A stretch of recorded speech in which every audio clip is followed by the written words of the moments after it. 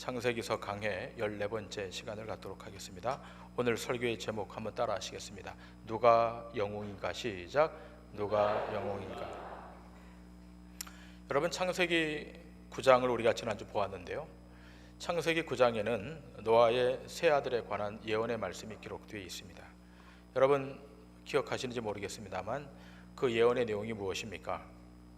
그 함의 후손 곧 가나안은 저주를 받아 형제들의 종의 종이 될 것이라는 예언이었고, 또 셈은 또 셈의 하나님 여호와를 찬송하라라는 축복을 받았고, 또 야벳은 창대케 되는 축복을 하나님의 계시로 받았습니다.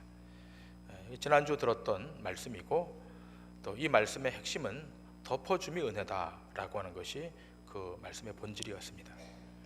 자, 그런데 그 10장에 넘어와서 이 10장에서 나타나는 이 족보의 내용에서 가장 많은 지면을 차지하고 또 영웅이 등장하는 곳이 있는데 바로 함의 후손입니다. 야벳의 후손은 2절부터 5절까지고, 또 셈의 후손은 21절부터 31절까지 차지하고 있는 데 비해서 이 함, 가나안 족속에 관한 내용은 6절부터 20절까지 가장 많은 지면을 할애해서 기록을 하고 있습니다. 야벳은 그 지형으로 보게 되면 유럽 쪽으로 나아가게 되고, 또 함은 바벨론 지역과 가나안 지역을 다 차지하게 되고, 셈은 이 바벨론 지역으로 갔다가 이 함의 세력에 밀려서 산 기슭으로 이렇게 추방되어서 살게 됩니다. 그러면 노아가 그 세 아들에게 축복과 저주를 한 것은 사사로운 감정이 아니라 하나님의 계시이기 때문에 이것이 그대로 이루어져야 되지 않겠습니까? 그런데 참 아이러니한 것은 더 강대해진 민족, 더 강대해진 후손이 하나님으로부터 저주받은 함의 후손이라고 하는 데 있습니다.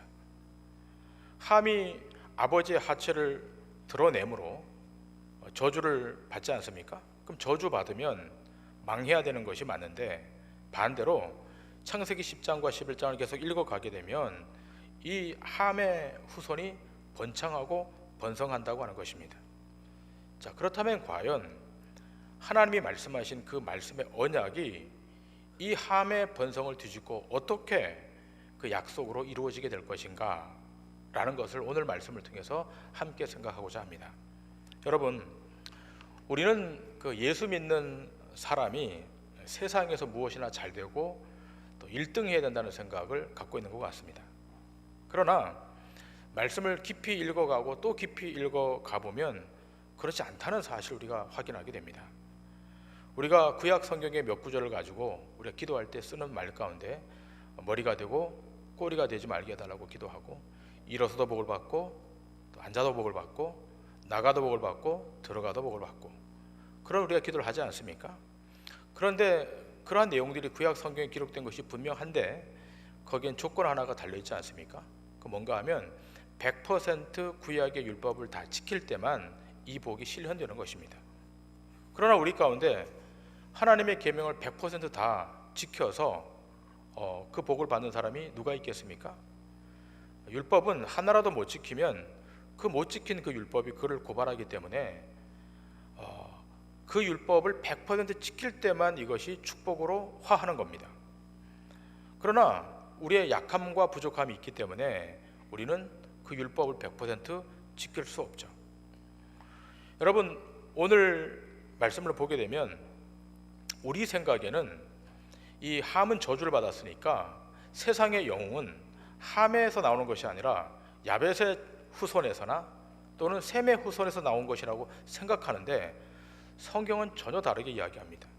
오늘 말씀을 보면 이 저주받은 함의 계열에서 영웅이 등장합니다. 이것이 역설입니다. 영웅이란 힘 있는 사람 아니겠습니까? 용사가 그 당시 영웅이었습니다. 힘 있고 세상에 출세한 영웅. 이 영웅이 어느 계열에서 나오는지를 우리가 보게 되면 우리는 잘못된 세상의 영웅을 구하지 아니할 것입니다. 결국은 세상의 영웅이 함의 후손에서 나왔다 할지라도 하나님의 약속대로 결국 그들은 형제들의 종이 되고 맙니다. 이 사실을 말씀을 통해서 좀 더 깊이 추적해 들어가도록 하겠습니다. 먼저 여러분 8절 말씀을 다 같이 한번 읽으십시다. 시작. 구스가 또 니므롯을 낳았으니 그는 세상의 첫 용사라. 자, 구스가 니므롯을 낳았는데 그는 세상의 첫 용사다. 원어 성경에 보면 그는 세상의 첫 영웅이다. 그 당시 고대 사회 용사는 힘 있는 사람, 힘 있는 사냥꾼을 의미합니다. 그 사람이 영웅이 되는 거죠. 여러분, 다른 사람은 하루 종일 들과 산으로 쫓아다녀도 토끼 한 마리 잡아올까 말까 하는데 이 니므롯은 나갔다 들어오면 사슴, 노루 수십 마리씩 잡아오니까 영웅이 되지 않겠습니까? 그러니 부모 형제들도 좋아하고 동네 사람들도 좋아하지 않겠습니까? 특히 그 처녀들은 니므롯을 보면서 어쩌면 니므롯의 눈에 한번 들까 이런 생각을 했을지도 모르겠습니다. 오늘날로 말하면 다른 사람은 한 달 열심히 일해서 벌어도 겨우겨우 살 만큼 벌어오는데 어떤 사람은 설렁설렁 놀고 오는 것 같은데 수백만 원, 수천만 원 벌어준다면 누가 대접을 받겠습니까? 전자입니까? 후자입니까? 여러분의 남편이 생각이 나서 답을 잘 못하시는 것 같은데, 니므롯이 그 특이한 사냥꾼이라고 하는 것은 자신의 능력으로 많은 사냥물을 획득할 수가 있고 또 그 남은 획득물로 사람들을 자기에게로 종속시킬 수 있는 것 아니겠습니까? 그러면 자연히 그에게 힘이 집중될 것이고 거기에 권력도 생기고 정치력도 생기는 것입니다. 그러니까 사람들이 알아서 이 니므롯을 대접하는 겁니다. 이것이 경제적인 영웅이고 동시에 정치적인 영웅인 것입니다. 니므롯이 우리의 왕이 되면 먹고 살 문제 해결되고 또 외부의 적이 쳐들어와도 든든히 지켜줄 것이다는 생각이 듭니다. 여러분 혹시 이 드라마를 봤는지 모르겠는데 좀 오래된 드라마입니다만 안녕 내 사랑이라고 하는 드라마, 어르신들 가운데는 보신 분들 있을 거예요. 그 드라마가 방영되어서 굉장히 사회적 반향을 일으켰는데요. 거기에 보면 아주 돈 많은 재벌의 아들이 하나 등장하지 않습니까? 근데 이 재벌의 아들이 자기보다 능력 많은, 사회 여러 방면에 능력 많은 사람들을 돈으로 종속시킵니다. 한 명, 두 명. 재벌에게 있는 것이 돈밖에 없으니까 그들을 종속시키고 급기야 또 다른 재벌과 사돈을 맺습니다. 경제력도 얻게 되고 정치력도 얻게 되고 권력도 얻게 되고. 그래서 그 드라마가 고발하는 것이 바로 그것입니다. 무엇을 고발하는가 하면 이 세상이 돌아가는 현실, 그 메커니즘이 그렇다는 것입니다. 이러한 니므롯이 사는 땅이 어떤 곳인가에 대해서 창세기서가 이미 여기다 기록을 하고 있습니다. 자, 10절에 보게 되면 이렇게 기록되어 있지 않습니까? 다 같이 읽겠습니다. 시작. 그의 나라는 시날 땅의 바벨과 에렉과 아갓과 갈레에서 시작되었으며. 자, 그의 나라, 니므롯의 나라, 그의 나라는 시날 땅이 어디다? 바벨이다. 이 바벨은 바벨론 지역을 말하는 겁니다. 이 바벨론 지역이 니므롯이 사는 땅. 여러분 여기에 무엇이 나중에 세워집니까? 바벨 탑이 세워져요. 바벨 탑의 내용은 제가 다음 주에 다시 강의하기로 하고, 이 바벨론 지역은 우리가 아는 대로 4대 문명의 발상지입니다. 그러니까 이곳을 차지하려면 힘 있는 부족이라야 차지할 수 있겠죠. 그리고 15절에서 20절까지 이 지역 역시 다 누가 이 땅을 차지하는가 하면 함의 후손 곧 가나안이 이 땅을 다 차지합니다. 그러니까 바벨론에서 가나안 땅까지를 그 고대 역사를 보게 되면 초생딸 지역이라고 명명해요. 이 지역 외 나머지 지역은 다 사막이고 산악 지역이기 때문에 쓸모없는 땅인데, 이 아주 비옥한 땅, 이 초생딸 지역을 누가 차지하는가? 저주받은 함이 차지한단 말이죠. 참 아이러니하지 않습니까? 그러므로 우리는 이 세상의 영웅이나 좋은 땅을 차지하여 산다고 해서 부러워할 것만은 아니라고 하는 것입니다. 왜냐하면 하나님의 저주를 받은 자가 영웅 되는 것, 뭘 부러워할 것이 있겠습니까? 이들의 결국은 저주 앞에, 심판 앞에 놓이는 것이고, 결국은 그들은 하나님의 말씀의 예언대로 형제들의 종이 되는 것입니다. 그런데도 오늘날 우리는 세상 사람들과 동일하게 얼마나 많은 영웅을 구하고 사는지 모릅니다. 예수님이 이 땅에 오셨을 때 사단이 이미 우리 마음속에 거짓된 메시아상을 심어 놓은 것입니다. 빵 문제, 경제 문제, 이것을 해결해 줄 영웅적인 메시아, 정책의 문제를 해결해 줄 정책의 메시아, 종교적인 문제를 해결해 줄 종교적 메시아, 그 메시아가 우리에게 필요한 메시아다라는 것을 사단이 이미 사람들 마음속에 심어 놓은 거예요. 이것이 그 당시 사람들의 영웅관이고 메시아관이에요. 사실 이 나라의 경제를 보면서 시원하게 이 경제 문제를 해결해 줄 사람을 우리가 찾고 있지 않습니까? 이 나라의 정치를 보면서 훌륭한 정치적 영웅을 우리가 기대하고 있지 않습니까? 새로운 인물이 등장해서 새로운 정치 체계를 갖추고 이 구도를 좀 바꿀 사람 원하지 않습니까?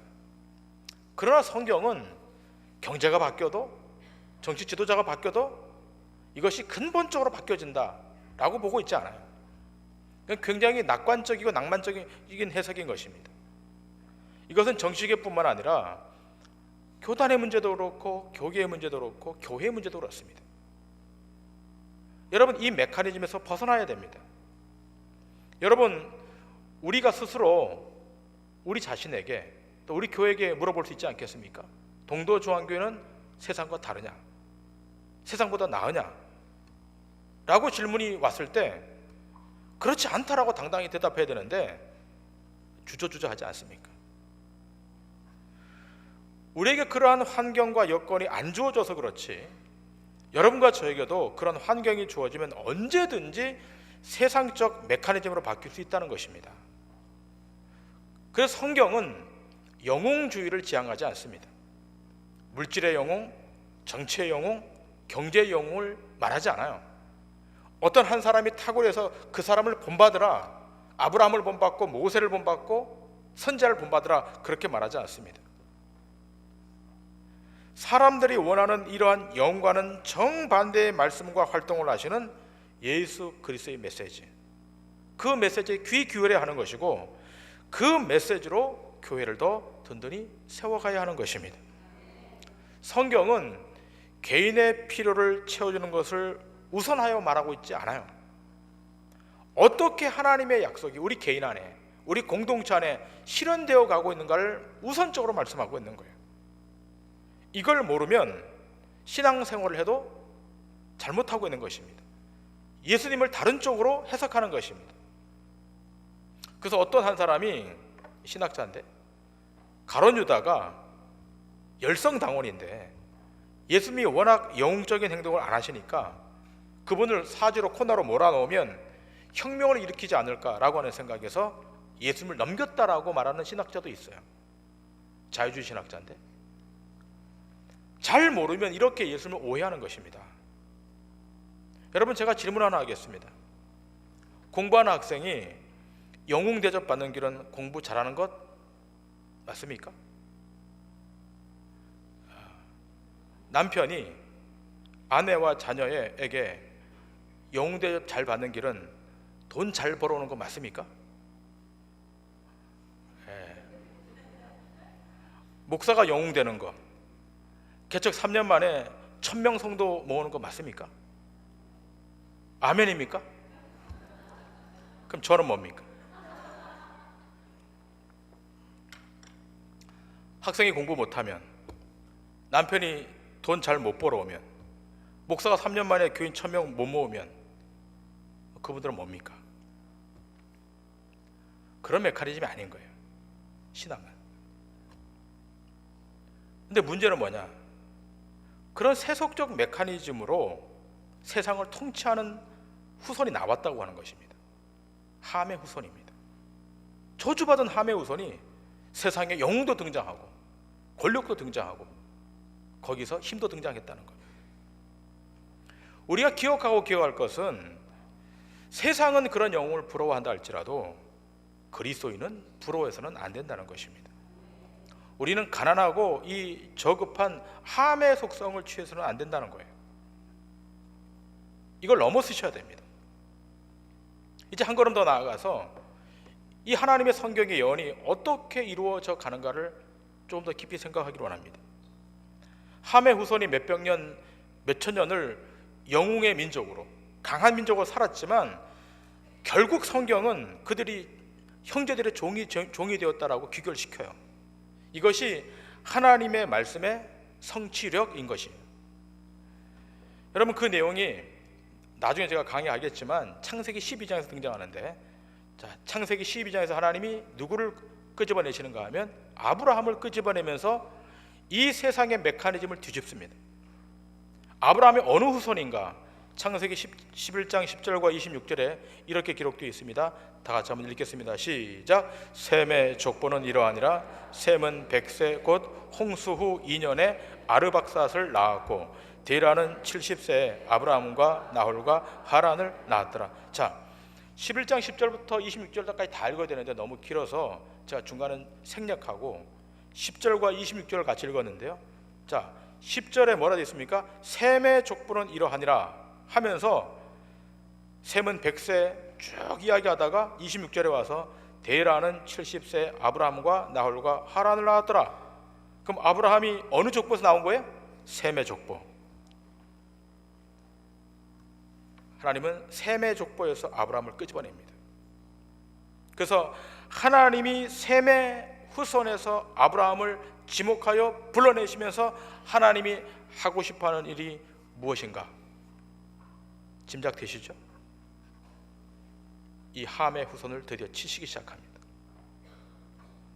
영웅주의 메커니즘으로 똘똘똘 뭉쳐있는 저주받은 이 함의 후손을 드디어 하나님이 셈의 후손 가운데 아브라함을 끄집어내서 드디어 치시기 시작합니다. 이것이 하나님께서 아브라함을 부르셔 언약을 맺으시고 너를 축복하는 자를 내가 너에게 축복을 주고 너를 저주하는 자를 내가 저주하리라 라고 하신 말씀의 내용인 것입니다. 지금 이 기존의 세력은 어떤 세력입니까? 함의 세력이에요. 바벨론도 그렇고 가나안도 그렇고 그 당시 가장 강대국이던 애굽, 이집트도 다 함의 후손이에요. 함의 손이 미치지 않는 영역이 없어요.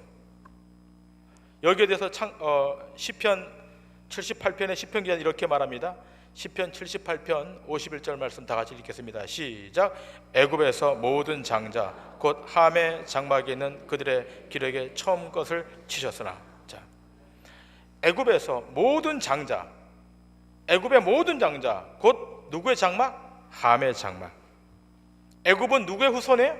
함의 후손인 거예요. 근데 하나님이 어떻게 해요? 함의 장막에 있는 애굽의 장자들을 다 하나님이 치시겠다. 드디어 전쟁이 벌어지는 겁니다.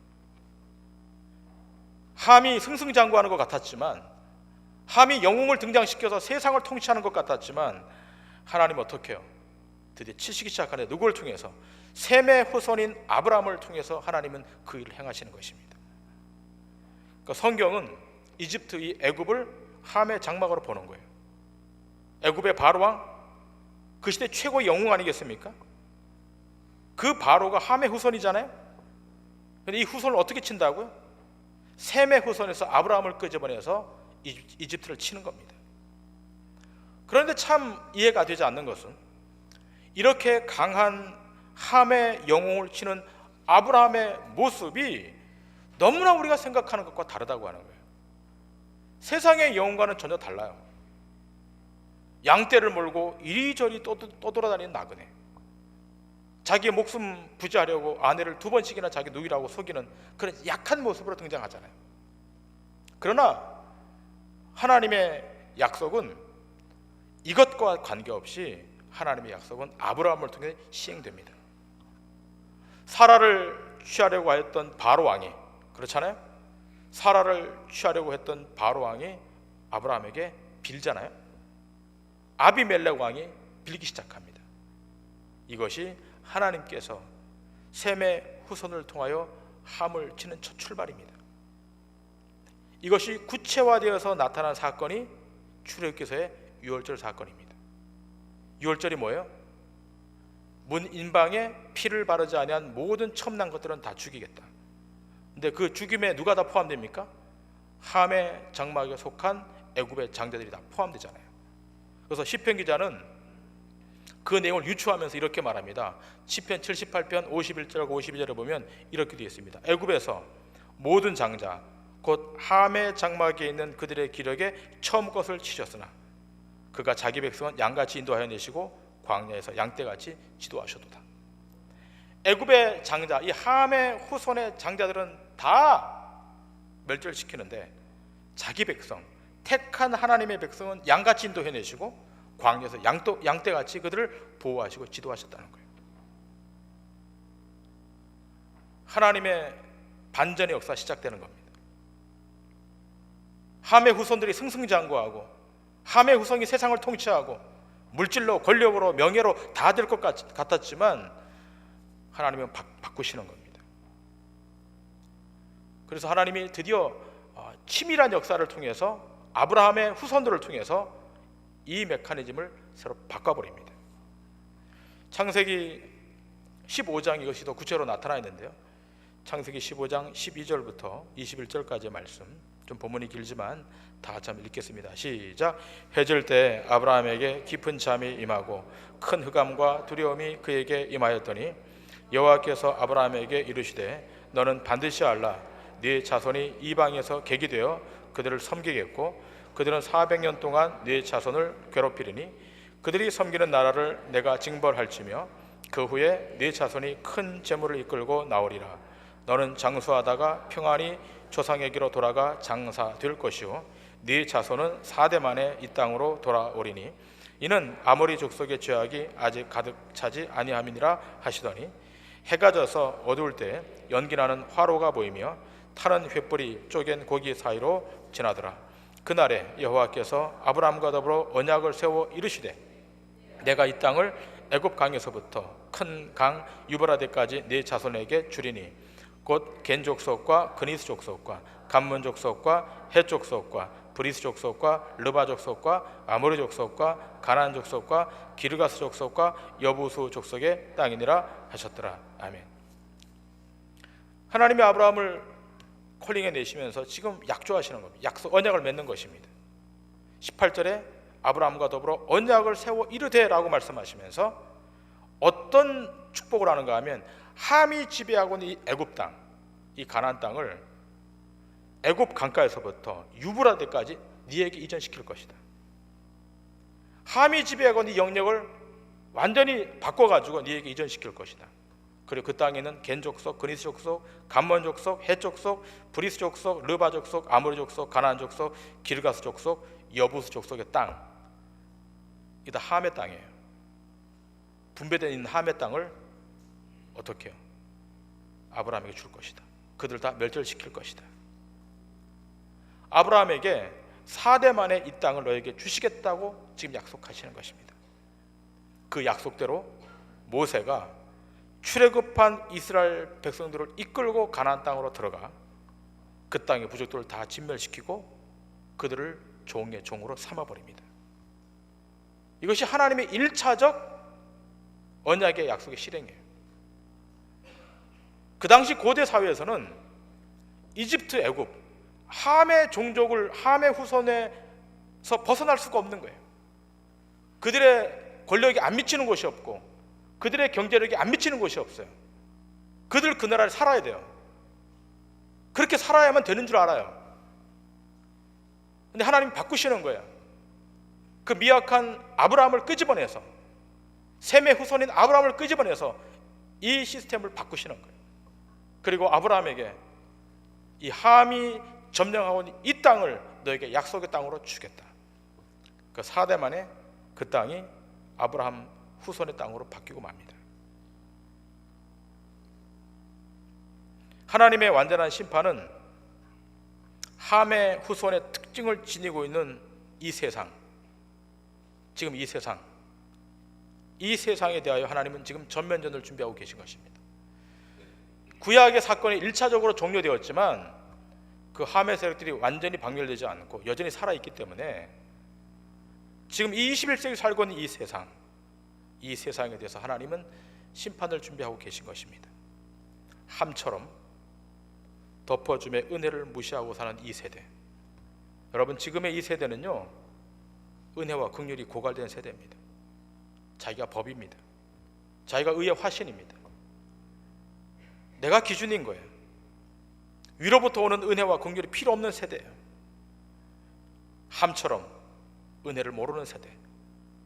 자기 존재가 자기 스스로 생존되고 존속하는 것도 아닌데 자기 스스로 할 수 있다라고 창조주의 은혜를 무시하는 세대.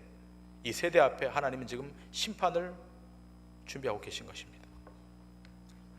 예수 그리스도의 보혈의 공로를 우습게 여기고 오늘도 내 공로로 내일은 영웅을 따라 살아가는 이 시대, 세상에 성공한 사람이 내 표상이 되어서 그 메커니즘을 따라가는 이 세대를 향하여 하나님은 심판을 준비하고 있다는 것입니다.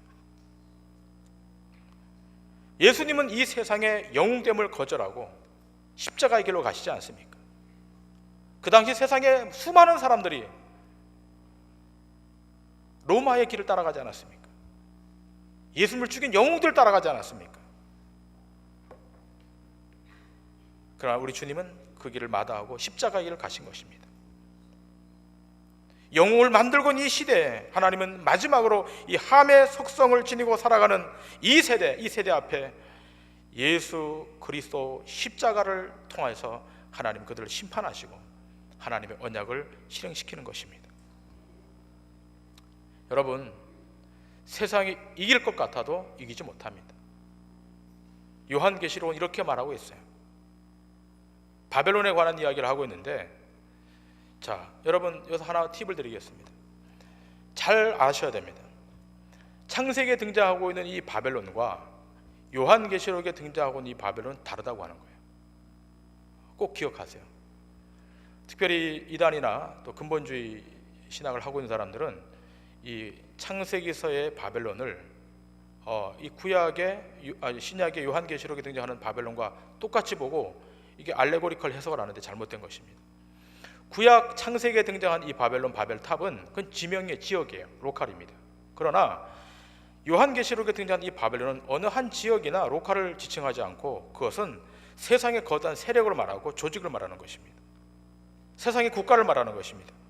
영웅을 추구하는 힘의 속성을 가진 집단을 통상 바벨론이라고 말하는 거예요. 근데 하나님 어떻게 하신다? 결국 무너뜨리신다는 거예요. 본문을 다 읽었으면 좋겠지만 너무 길어서 요한계시록 18장 1절부터 3절 그리고 14절부터 24절까지 말씀 우리 다 같이 한번 읽으셨으면 좋겠습니다. 시작.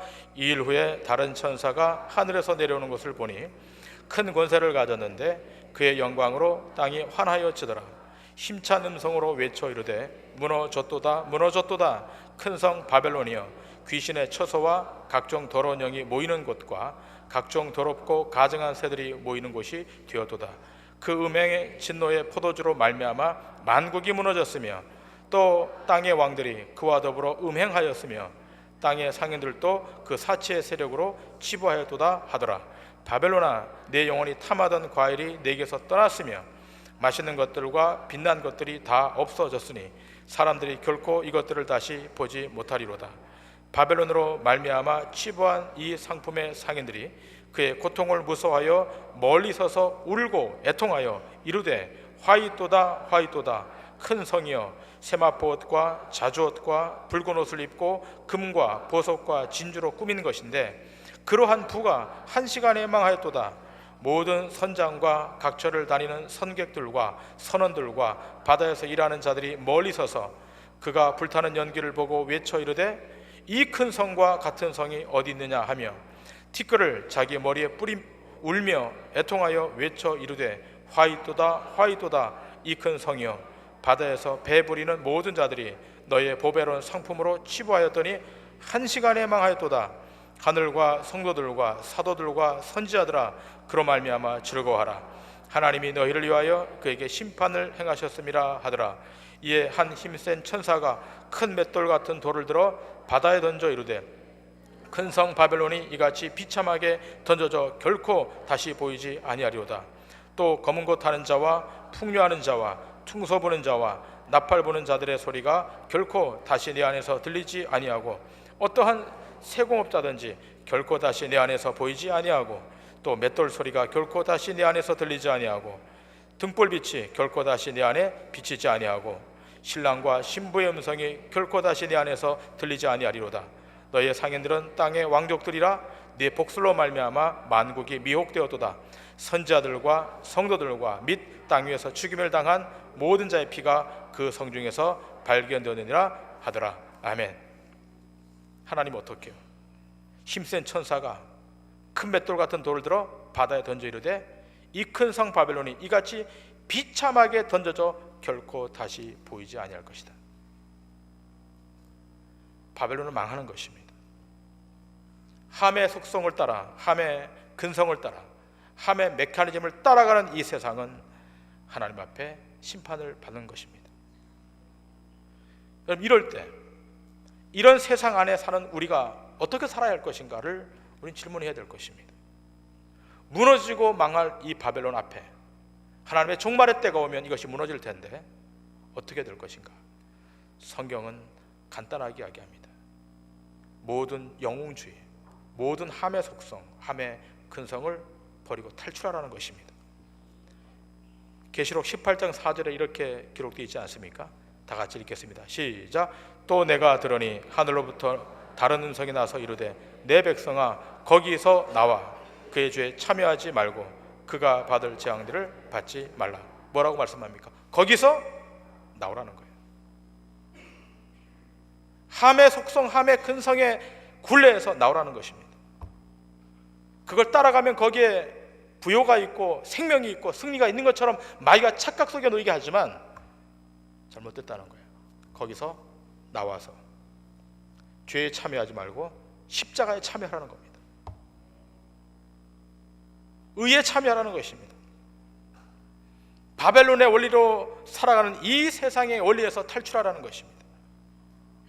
틀림없이 고생할 거예요. 그렇게 하면. 그러나 거기서 나와야만 저 영원한 세계로 들어갈 수 있는 거예요. 이 혼탁하고 무질서한 세상 안에서 바른 신앙의 삶을 살기 위하여 성경을 통하여 세상에 돌아가는 일이 보는 눈이 여러분 가운데 열려져야 됩니다. 여러분, 말씀을 왜 듣습니까? 성경을 왜 읽습니까?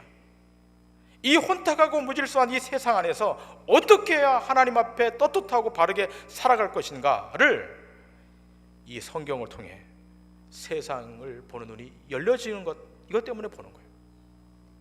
바벨론에서 나오는 것, 이것이 영원한 살 길임을 아셔야 돼요. 누가 진정한 영웅인가? 함의 근성을 가지고, 함의 속성을 가지고 물질을 따라가고 권력을 따라가는 자가 진정한 영웅일까? 그렇지 않습니다. 진정한 영웅은 세상과 타협하지 않고 믿음의 길을 걷고 있는 여러분이 영웅인 것입니다. 그 길이 어려울 수 있고 고독할 수 있습니다. 때로 세상 사람들로부터 분리당할 수 있습니다. 그러나 그 길을 걸어가는 것을 주저하지 마십시오.